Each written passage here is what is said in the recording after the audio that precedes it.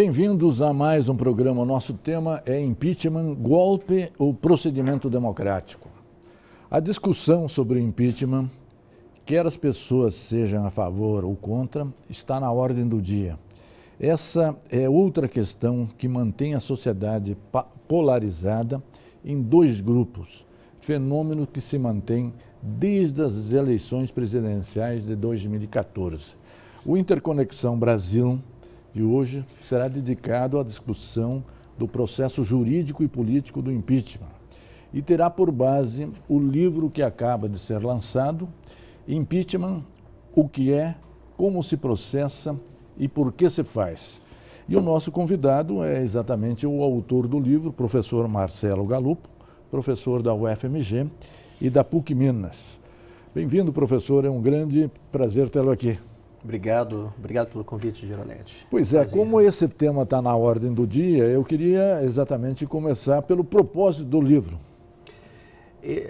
A experiência do impeachment no Brasil não é uma experiência nova.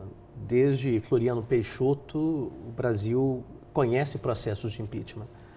Mas, ao mesmo tempo, há uma novidade muito grande por uma série de alterações do entendimento do Supremo, de legislação, e havia uma carência de livros desde o processo de Collor, na década de 90. Perfeito.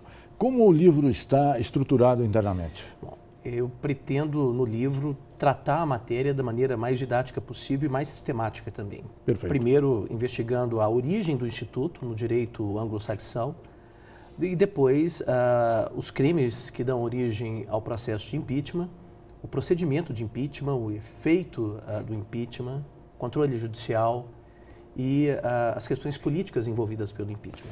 O senhor faz no livro um contraponto muito com a legislação norte-americana na qual o Brasil se inspira, né? Exato. Quais as semelhanças e diferenças entre esses dois processos? Há muitas semelhanças e algumas diferenças importantes. Sim. O Instituto, na verdade, ele surge no direito medieval inglês, mas ele ganha uma configuração nova no direito norte-americano. Que é o presidencialismo. Exato. Porque no sistema inglês, apenas os funcionários do rei eram sujeitos ao impeachment, não o próprio rei. Não o próprio rei. Mas nos Estados Unidos, na Constituição, inovou e submete todos os funcionários e membros dos poderes judicial e executivo a um processo de impeachment, inclusive o presidente. Perfeito. Vindo para a legislação brasileira, qual é o específico da nossa legislação, professor? Nós nos inspiramos no modelo norte-americano, em que você tem duas fases, uma na Câmara e outra no Senado. Só que, diferentemente do que acontece nos Estados Unidos, a Constituição de 88 inovou muito e determinou que a Câmara autoriza o processo e o julgamento pelo Senado. Sim. E nós prevemos aqui dois crimes comuns e crimes por responsabilidade. Sim. Né? Nos crimes comuns, qual seria propriamente o caminho a ser percorrido? Nos crimes comuns, eles são julgados pelo Supremo Tribunal Federal. Eles também dependem de autorização da Câmara. Sim. Nos crimes de responsabilidade previstos na própria Constituição, é o Senado Federal que julga se houver autorização da Câmara também. Esse impeachment, tal qual foi definido, sobretudo o seu ritmo, é igual do último do presidente Collor? Não. Há algumas novidades, porque após o julgamento do impeachment do presidente Collor, houve uma série de emendas nos regimentos internos da Câmara e do Senado que alteraram o rito. O regimento do Senado não previa um rito compatível com a Constituição, a Lei 1079 não prevê. No Senado, o rito para acusação, mas isso agora está previsto no regimento interno do Senado Federal. Já há algum pedido de impeachment feito diretamente ao Supremo Tribunal Federal por crimes comuns? Há um processo que, nesse momento, está sendo analisado pelo Procurador-Geral da República e que, se ele entender que houve o crime, ele vai submeter a denúncia ao Supremo, que vai pedir autorização à Câmara para ir processar a presidente. Vindo para o ritmo da Câmara, que nós, hoje, o Brasil está vivendo exatamente esse pedido. Qual a competência da Câmara e depois qual a competência do Senado, professor? Isso mudou muito na Constituição de 88. Anteriormente, a Câmara realizava um juízo de acusação e o Senado Federal julgava a acusação. A Constituição de 88 alterou isso e disse que a Câmara autoriza o processamento e o julgamento pelo Senado Federal. Segundo o entendimento do Supremo Tribunal Federal, compete então ao Senado formular tanto a acusação quanto o julgamento do presidente da República. E essa concentração de competência no Senado, de acusação e julgamento, é uma boa alternativa democrática? Um dos pontos que eu trato no livro é que, para mim, o Supremo interpretou mal a Constituição. Isso porque é algo odioso no Estado de Direito, você ter um órgão que ao mesmo tempo acusa e julga alguém. No Estado de Direito, a figura do acusador e a figura de quem julga a acusação são separadas. E o Senado acumulou, na interpretação que o Supremo Tribunal Federal dá à Constituição, o Senado acumulou essas duas funções. Como está o rito na Câmara nesse momento? O rito na Câmara, ele é muito complexo. Ele começa por uma denúncia, é o termo que a lei usa impropriamente, realizada por um cidadão, na verdade por um eleitor, e aí é constituído, se, segundo o Supremo Tribunal Federal, a mesa entender que há indícios, há elementos para o processamento, o presidente da Câmara lê em plenário o pedido, é constituída uma comissão. Também é um ponto de tensão aí, porque a lei fala expressamente em uma comissão eleita, mas o Supremo, em dezembro do ano passado, entendeu que ela é indicada pelos líderes dos partidos. Essa comissão vai, então, analisar o pedido e vai formular um parecer em 10 dias. Esse parecer, então, é submetido a uma primeira votação pela Câmara. Se ele for aprovado e recomendar o processamento, se for aprovado por maioria simples, volta para a comissão formula, então, essa fase de autorização, que é novamente votado pelo plenário. Mas e agora, aí já é uma votação qualificada. Exato, muito qualificada. São 2/3 dos deputados precisam aprovar a autorização. 342 deputados. 342. Se houver 341 deputados a favor da autorização e nenhum contra, ainda assim a presidente não pode ser processada pelo Senado. É preciso 342 votos dos deputados para que haja processamento pelo Senado. Ok. No segundo bloco, nós vamos dedicá-lo ao rito do impeachment no Senado. Um instante só, voltaremos já. Interconexão Brasil. Oferecimento: Sindicato dos Professores da UFMG. Interconexão Brasil. Oferecimento: Sindicato dos Professores da UFMG. Bem-vindos de volta. Nosso tema é impeachment, golpe ou procedimento democrático. No primeiro bloco, nós situamos o livro que acaba de ser lançado, Impeachment, o que é, como se processa e por que se faz. E, ao mesmo tempo, fizemos uma abordagem histórica, fizemos uma comparação também entre o processo nos Estados Unidos, no qual a legislação brasileira se inspira, e depois já trabalhamos duas possibilidades. O impeachment feito pelo Supremo Tribunal Federal por crimes comuns e o impeachment processado pela Câmara e depois pelo Senado Federal. E já deixamos no ar o tema desse segundo bloco. Qual o rito do processo do impeachment no Senado Federal, professor? Há um certo paralelismo entre o rito da Câmara e o rito do Senado. Sim. Também, primeiro a mesa analisa o pedido. O Supremo Tribunal Federal, ano passado, deixou entender que é uma faculdade da mesa acatar ou não a autorização. Da mesa do Senado. Da mesa do Senado. E se ela acatar, ela constitui uma comissão formada por 1/4 dos senadores, 21 senadores. Eles vão analisar o pedido, formular um parecer. O parecer vai ao plenário do Senado. Se aprovado por maioria simples, a denúncia foi aceita. Sim. Nesse momento, a presidente é afastada por um prazo, há uma discussão sobre se é o prazo da Constituição de 180 dias ou o prazo mais restrito da Lei 1079 de 120 dias, mas ela é afastada por um prazo e, a partir desse momento, todos os atos concernentes ao impeachment são presididos no Senado pelo presidente do Supremo Tribunal Federal. Em termos políticos, assume o vice-presidente da República. Assume o vice-presidente da República.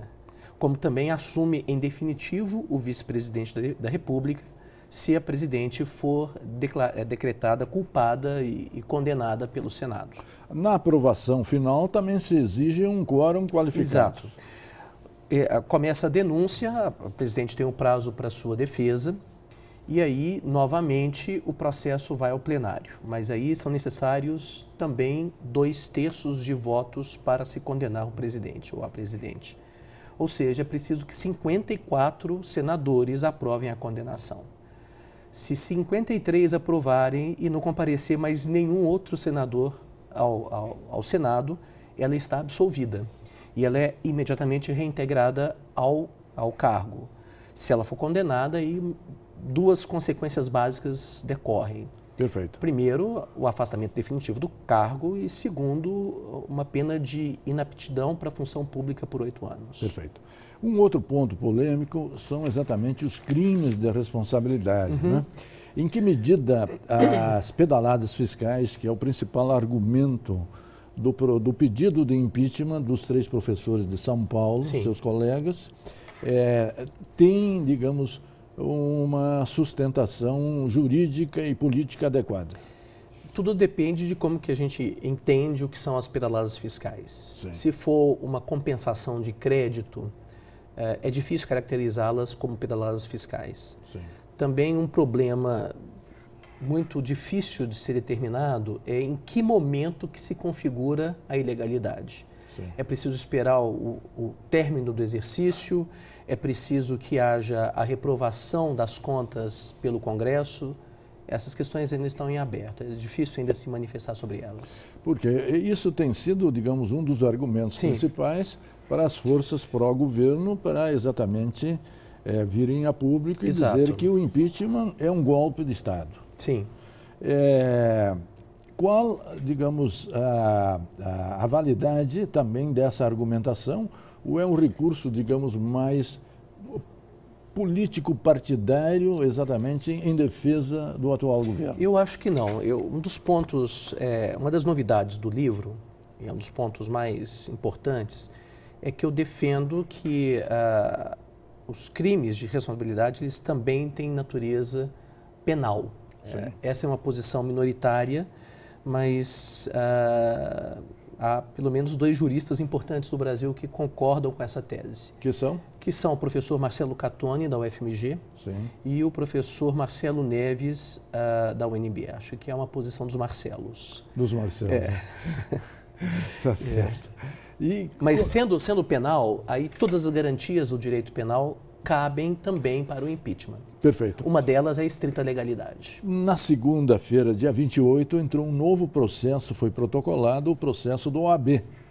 Qual as semelhanças e diferenças com o processo em curso na Câmara Há atual? algumas semelhanças.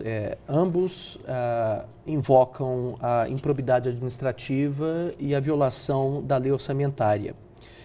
Mas o pedido dos professores Hélio Bicudo, Miguel Reale Júnior e da advogada Janaína Pascoal alegam também o inciso 7º do artigo 4º da Lei 1079, que fala na violação da guarda e ilegal emprego dos dinheiros públicos, que é algo um pouco complicado. Eu particularmente acho que esse inciso não foi recepcionado pela Constituição de 88. A OAB, por sua vez, além da improbidade administrativa e da violação da lei orçamentária, alega o cumprimento das leis, das decisões judiciais, alegando que a nomeação do presidente Lula para o cargo de chefe da Casa Civil seria uma tentativa de obstacularizar o seu processamento perante o Poder Judicial. Sim. Como é que tramitam? São 2 pedidos para aceitar. A fusão dos 2 pedidos não é possível. Não é possível. Não é possível. Como é que vai o trâmite, então, desses 2 pedidos já protocolados lá? E o pedido da OAB também tem, digamos, a chancela de uma instituição Sim. federal reconhecida Sim. publicamente, né? O pedido da OAB ele vem sendo muito criticado por vários advogados. Sim, em que sentido? Que não representaria a opinião majoritária dos advogados, mas do Conselho. Independente disso, o pedido é feito por um cidadão.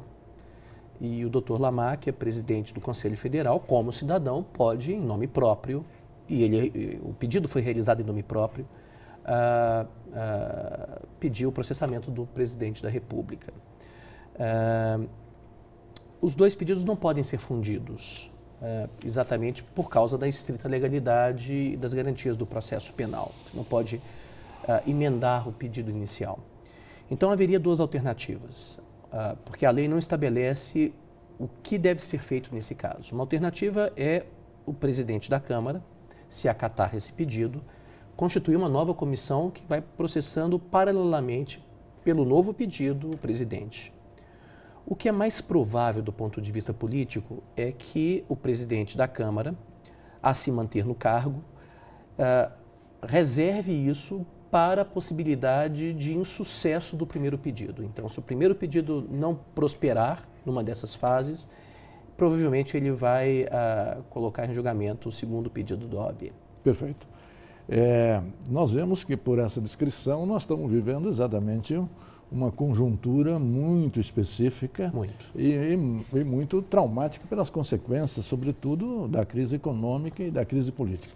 No terceiro bloco, nós vamos dedicá-lo um pouco a pensar o Brasil pós o impeachment ou mantida, aprovado o impeachment, ou mantida a atual presidente. Um instante só, voltaremos já. Interconexão Brasil. Oferecimento: Sindicato dos Professores da UFMG. Interconexão Brasil. Oferecimento: Sindicato dos Professores da UFMG. Bem-vindos de volta ao nosso terceiro bloco. Estamos trabalhando impeachment, golpe ou procedimento democrático. Já tratamos no segundo o ritmo do impeachment no Senado Federal. Comentamos também o segundo pedido feito pela OAB, protocolado na semana passada na Câmara dos Deputados, e também já deixamos no ar o que seria o tema desse terceiro bloco. Pensar um pouco o Brasil após o impeachment, quer se mantenha a atual presidente, ou quer se aprove exatamente o afastamento dela, né? De qualquer forma, a grande questão de fundo é como restabelecer a confiança nas instituições democráticas e também na economia, não é isso, professor? Exato. Tem se falado muito que o impeachment é uma demonstração de que nós temos instituições sólidas. Sim. Eu penso exatamente o contrário. Eu acho que as instituições são o que fazem o país funcionar apesar da crise. Se nós compararmos o que está acontecendo hoje com o Brasil, com o que aconteceu com os Estados Unidos, quando houve o último processo de impeachment analisado pelo Congresso, que foi o impeachment do presidente Bill Clinton, a gente vê a diferença que há entre as instituições lá e as instituições aqui. Sim. Os Estados Unidos não pararam por causa do impeachment. A imprensa, o Congresso, o Judiciário, o meio acadêmico, todos estão parados por causa do impeachment. Seria a polarização eleitoral de 2014 que ainda perdura, professor? Um dos problemas graves do processo de impeachment é que qualquer que seja o desfecho, metade da população vai ficar insatisfeita. Perfeito. E aí, como restabelecer a confiança no novo governo, que é exatamente esse que é o grande problema, que é exatamente a manifestação da crise política, porque a solução da crise econômica depende exatamente da solução da crise política, não é isso? No novo governo ou no governo da Dilma. No governo da Dilma. É difícil uma resposta para isso, né? O Brasil ele está constantemente passando por um processo de refundação, talvez porque nunca tenhamos tido uma fundação profunda de nossas instituições políticas e econômicas. Sim. É preciso encontrar uma forma de conciliar o desenvolvimento econômico com a justiça social. O Brasil tem urgência das duas coisas, nenhuma pode prosperar adequadamente sem a outra no Brasil. Perfeito, né? Haverá um clima político para um governo de união nacional, quer dizer, com Dilma ou com o vice-presidente? Ou com o vice-presidente, ou ainda na possibilidade de ambos... uma nova eleição. De uma nova eleição, se ambos tiverem a chapa cassada pelo Tribunal Superior Eleitoral. Uhum. Eu acho que nós precisamos contribuir para isso. Eu tenho visto muitas manifestações nas redes sociais pedindo um pouco mais de compreensão das duas partes. Tolerância, talvez, democrática. Exato. Sem isso, nós não podemos prosperar. Sim. Essa é uma ideia importante. É uma ideia importante preservar o direito de que todos tenham e possam manifestar as suas opiniões. As posições de ambas as partes são igualmente legítimas. Sem dúvida. E é preciso que isso seja preservado. Sim. Eu tenho insistido aqui que o Brasil é maior do que as suas crises. Esse me parece um caminho onde se reforça, digamos, as instituições democráticas e também o caminho adequado para nós retomarmos o desenvolvimento. Nós precisamos pensar nas instituições. Sem as instituições, o Brasil não pode prosperar. Inicialmente, eu também queria, voltando um pouco ao seu livro, que eu acho que é um livro extremamente importante, que eu recomendo a todos, porque é um livro sério, muito bem escrito tecnicamente, mas também sai, digamos, daquela linguagem jurídica que só os experts conseguem lê-lo, né? Qual tem sido a recepção do seu livro pela crítica, professor? Já tem algumas obras, né? Por exemplo, o professor Marcelo Catoni estará lançando em breve um novo livro sobre impeachment e ele já está adotando algumas das ideias que eu compartilho nesse livro. O livro acabou de ser lançado, ainda é cedo para falar na repercussão dele, mas já percebo em pessoas mais próximas uma recepção muito grande. A venda do livro, a primeira edição deve se esgotar até o final do semestre, é uma edição relativamente grande. Isso indica que... Como é que tem sido feito, digamos, o lançamento nacional dele? Houve um lançamento em Belo Horizonte no início de março. Haverá um lançamento agora, hoje, na Biblioteca do Senado Federal, em Brasília, e estamos prevendo um lançamento para São Paulo ainda esse semestre e no início de julho, novamente em Brasília, durante o Congresso do Conselho Nacional de Pesquisa e Pós-Graduação em Direito. Nessa crise, algo que nos intriga muito, que é um pouco, digamos, a posição das universidades, sempre vista como uma instituição crítica, e também a posição dos estudantes face a isso, né? Tem se percebido quase um silêncio, tanto na UFMG quanto na PUC Minas. Essa leitura é verdadeira, professor? O Conselho Administrativo da PUC Minas soltou uma nota pedindo a todos que respeitem as instituições, porque o Estado de Direito, isso é de fato importante. Os reitores das universidades federais também fizeram, no conselho desses reitores, uma nota no mesmo sentido. Talvez, pelo fato de sermos mineiros, a nossa manifestação não seja tão contundente, mas ela tem sido muito positiva pelas universidades. O movimento estudantil, como é que ele tem se posicionado, tanto ao nível nacional quanto ao nível regional? Os estudantes também estão polarizados. Enquanto os líderes do movimento estudantil, me parece, em sua grande maioria, apoiam a permanência da presidente Dilma, eu não saberia dizer se essa ideia é compartilhada por todos os estudantes. Me parece que eles estão bem polarizados e, às vezes, me parece também um pouco indecisos. Dentro da OAB, como situar os vários grupos? A mesma divisão, professor? A mesma divisão. Apesar do pedido de impeachment no Conselho Federal ter sido aprovado, se eu não me engano, pela quase unanimidade, acho que só houve um voto divergente, não me parece que os advogados todos concordam com essa posição da OAB. Houve recentemente uma manifestação aqui na Casa do Advogado, do Sindicato dos Advogados de Minas Gerais, protestando contra a decisão do Conselho Estadual de apoiar o impeachment, o Conselho Estadual da OAB. E a OAB Mineira? O Conselho Estadual da OAB apoiou o pedido de impeachment, mas também não sei sequer se isso reflete a ideia da diretoria da OAB. Perfeito. Professor, queria agradecer muito a sua presença. Eu que agradeço, Girolete. Meus cumprimentos pelo livro, recomendo a todos. O Brasil vive isso, mas, de novo, nós dizemos aqui que o Brasil é superior às suas crises, né?